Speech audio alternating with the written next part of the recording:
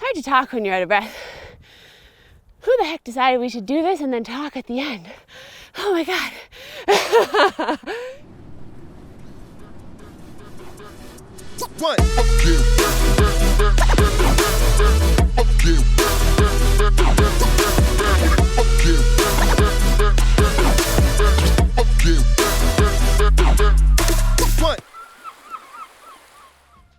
Hey everyone, my name is Sarah Moore and welcome back to another field trip video. This time we're in Squamish and right over there is a gravel road climb that I'm gonna do about 10 times more than I want to. That means you're watching the efficiency test.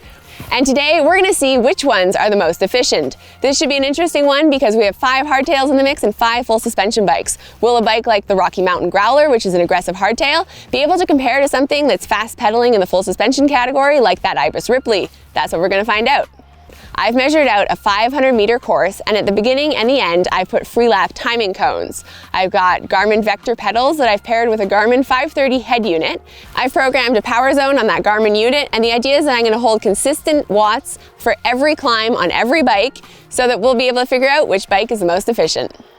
How fast rolling the tires that the product managers have selected for these bikes will definitely play a factor in how efficient they are on this test. That being said, we have inflated all of the tires to the same pressure and all the suspension is set up for my body weight. We're also not using any of the lockouts, including that lockout on the fork for the BMC two-stroke. I'm gonna ride every bike up a relatively short climb, but remember that the differences you see here will only be amplified the longer you ride. So if you're out there all day, those differences can really start to add up. Sure, the efficiency test isn't some German-run test lab with airlocks and results that are going to be published in a peer-reviewed journal, but just like the impossible climb, it's pseudoscience. We're out here, and hopefully we're going to learn something about the relative efficiency of the bikes, and if not, well, at least I'm going to get some exercise. Okay, that's enough talking. I'm going to get geared up and get ready to go up this climb.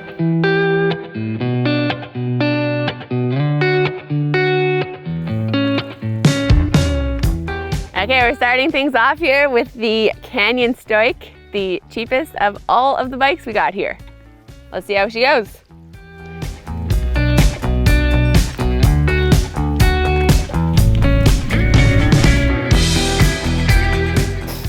Woo, okay, kicking things off. Nothing like a good hill climb. So that was the Canyon Stoic, 326. Time to beat, it's the first bike, right? So let's see how the other ones compare.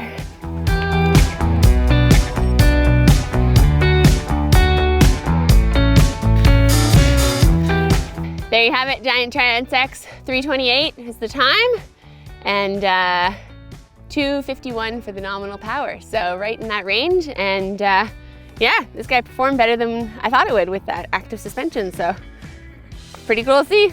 Science, I tell ya. Pseudoscience. Next up, we got the Vitus, another hardtail. Let's see how she goes.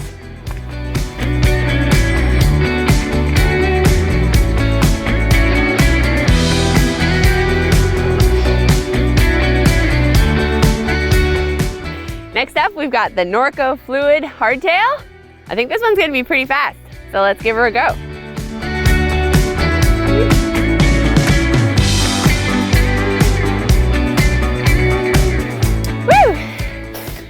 Fastest yet, 304. Not bad. Traditional XC geometry we were saying with this one, so makes sense.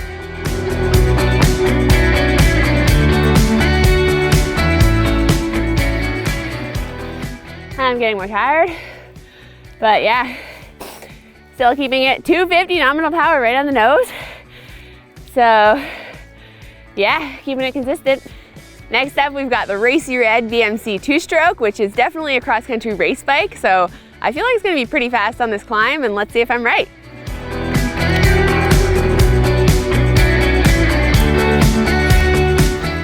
$315, not bad.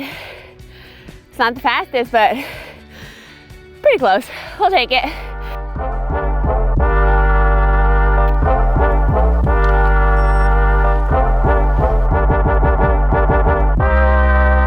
Felt pretty good climbing, I gotta say. Feeling like a pretty good position. And Apparently it's pretty efficient. Okay, so we're just about wrapped on the hardtails. We're finishing up with this Rocky Mountain Growler, which is pretty much the opposite of that BMC two-stroke. Really fun on the downhills. Let's see how efficient it is compared to all the full suspension bikes and all the hardtails on the climb.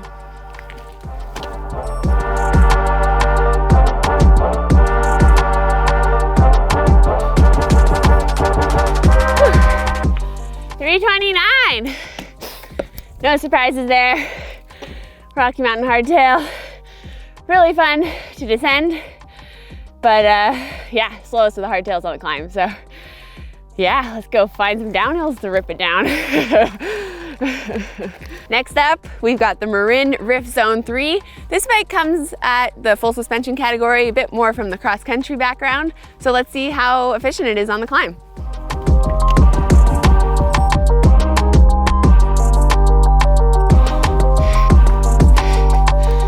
There you got it, 329 for the Marin Rift Zone 3, 253 for the nominal power. So I might look more tired, and I am a lot more tired, but the watts are the same. And so that means the Rift Zone is not as efficient as I thought it would be. So yeah, another interesting one to put in there. But yeah, similar, pretty much the same speed I think as that Rocky Mountain hardtail. So a lot of these full suspension bikes are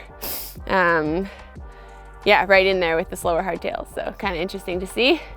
It's time for the last bike, the Ibis Ripley AF. It feels really efficient out on the trails. So let's see how that translates when we bring it onto this road.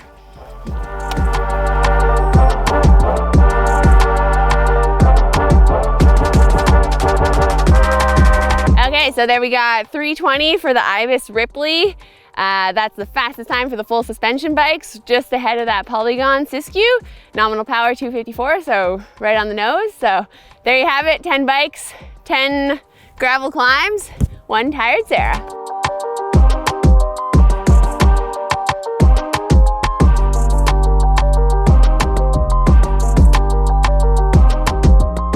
There you have it, that's the efficiency test.